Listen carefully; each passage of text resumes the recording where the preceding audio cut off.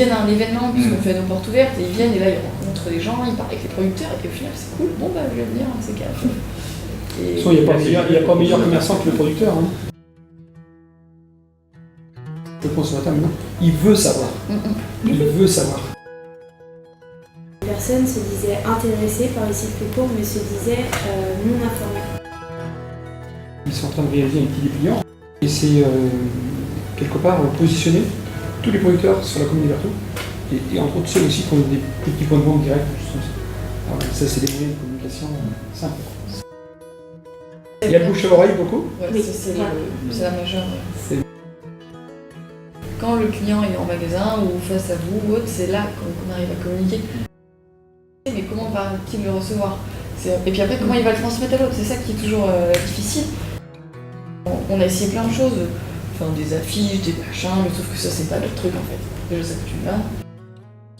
Le journal c'est très très bonne idée, un bon support. C'est quelque chose qui parle, genre. C'est notre journal, ouais. Mais c'est vrai que nous on a essayé des gros trucs et après on s'est dit bah on arrête, on fait pas comme les autres et on essaie de faire un peu plus. Mais c'est du boulot quoi.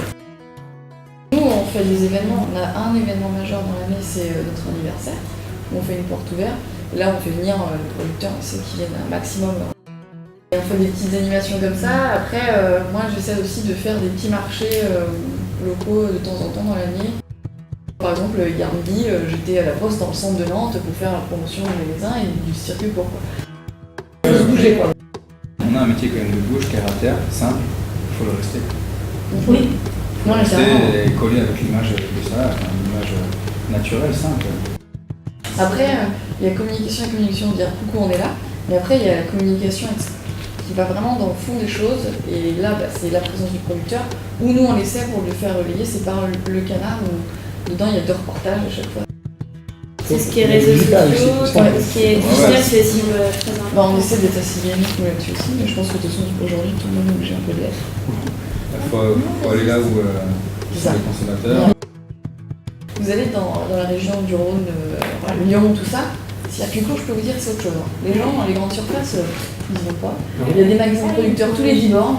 Enfin, c'est un truc de fou quoi.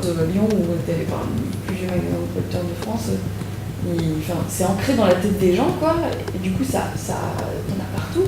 Ici, c'est quelque chose qui est assez récent. L'activité stimule l'activité.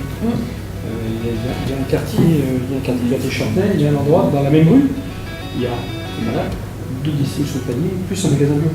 Et tout le monde travaille. À Rennes, il y a 4 magasins, un au nord, au sud, et je me disais, ah mais ça ne fait pas concurrence. Bah non en fait, parce que plus il y en aura, mieux ce sera. Oui. Pour nous, on n'est pas des concurrents, je ne considère pas un autre magasin où il n'y en a pas pour autre comme un concurrent du tout. L'achat en ligne et aller chercher dans le magasin.